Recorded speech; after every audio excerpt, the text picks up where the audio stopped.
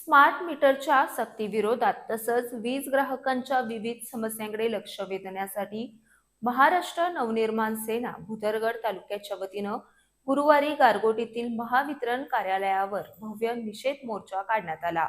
हुतात्मा स्मारक इथून मोर्चाला सुरुवात झाली। शेतकरी, व्यापारी, युवक, महिला आणि वीज ग्राहक मोठ्या संख्येनं या मोर्चात सहभागी झाले होते।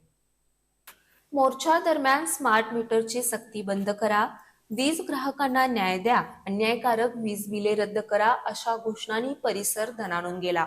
महावितरण कार्यालयासमोर झालेल्या सभेत मनसेचे नेते डॉक्टर युवराज एडुरे यांनी स्मार्ट मीटरबाबत नागरिकांमध्ये संभ्रम आणि नाराजी असल्याचं सांगितलं।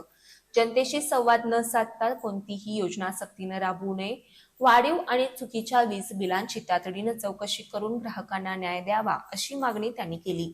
मनसेच्या शिष्टमंडळानं महावितरणच्या अधिकाऱ्यांची भेट घेऊन विविध मागण्यांचं निवेदन सादर केलं।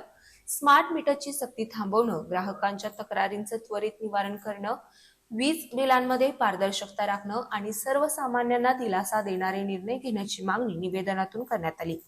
यावेळी तालुकाध्यक्ष राहुल पाटील, के भारतीय, राहुल कुंभार यांनी मनोगत व्यक्त केलं।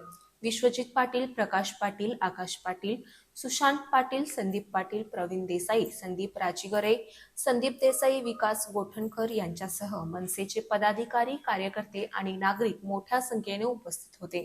मागण्यांवर तातडीनं सकारात्मक निर्णय न झाल्यास महाराष्ट्र नवनिर्माण सेना अधिक तीव्र लोकशाही मार्गानं आंदोलन छेडेल असा इशारा डॉक्टर युवराज एडुरे यांनी यावेळी दिला।